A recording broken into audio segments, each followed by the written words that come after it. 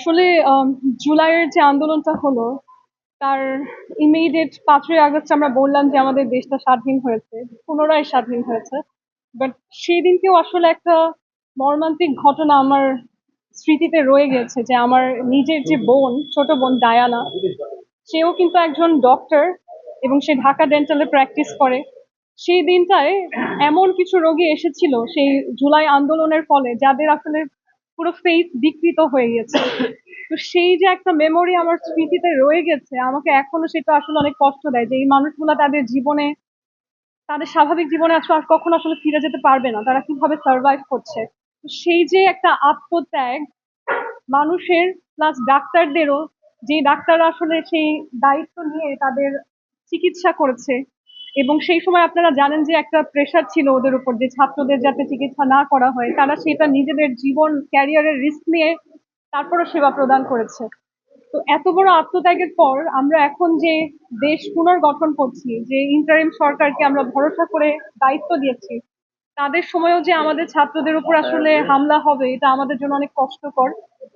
এবং আমি আসলে শুনে নিজেকে আর সংবরণ করে রাখতে পারিনি। আমার মনে হয়েছে যে আমার ছুটে যাওয়া উচিত। আমার ভাই বোনদেরকে এটলিস্ট আমি তাদেরকে দেখে একটা মানসিক ভাবেও যদি সাপোর্ট দিতে পারি। এবং আজকে এখানে আমি রনি ভাইয়ের সাথে আমার দেখা হয়েছে, মহিউদ্দিন রনি ভাই। উনি আসলে একেবারেই কথা বলার মতন অবস্থায় ছিলেন না। এবং ডক্টর যারা আছেন তারা আমাকে সব রিপোর্ট গুলো এক্সপ্লেইন করলেন কার কি সমস্যা। মোশাররফ নামে একজনকে আমি এখানে আজকে দেখলাম।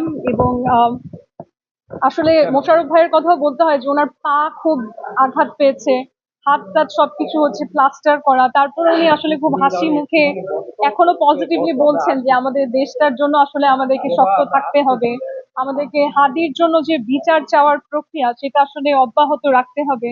এবং আমি যেহেতু আসলে এখন এই মুহূর্তে ইলেকশনে দাঁড়িয়েছি, নির্বাচনের প্রচারণা করছি বিভিন্ন জায়গায়, এটা আমার নিজের আসলে নিজেরও একটা প্রতিজ্ঞা যে হাদির বিচারটা না আসলে করতেই হবে। কারণ এটা শুধু একজন ব্যক্তির বিষয় না, হি ইজ আ সিম্বল।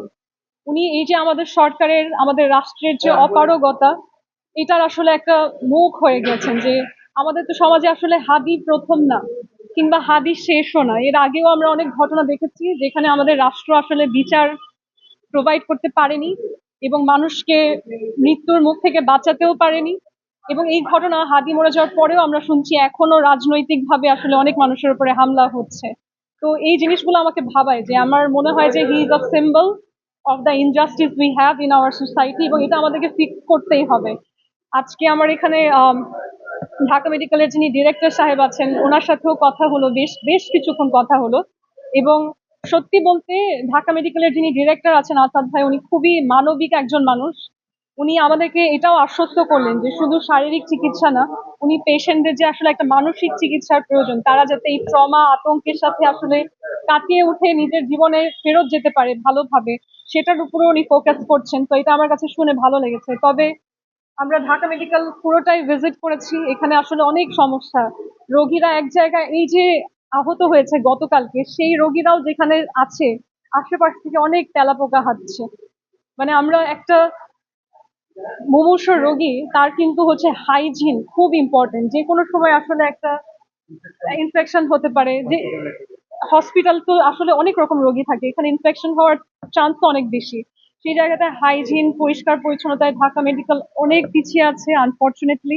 এবং এই যে এত সরকার বদল হলো, আমরা অনেক সময় এক্সকিউজ দেই যে আমাদের কাছে ফান্ডিং নেই। তবে আমার কাছে মনে হলো এখানে আসলে অনেকটা ডিসক্রিমিনেশন, বৈষম্য, কিংবা হচ্ছে আসলে ইচ্ছা শক্তির অভাব সরকারের দিক থেকে, এটাই আমার কাছে মনে হলো।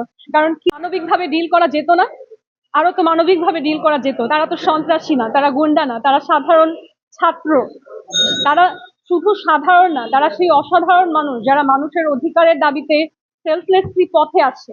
এবং আমি এখন থেকে ঘোষণা করলাম, আমার আজকে এই জিনিসটা হওয়ার পরে আমার আসলে খুবই খারাপ লেগেছে।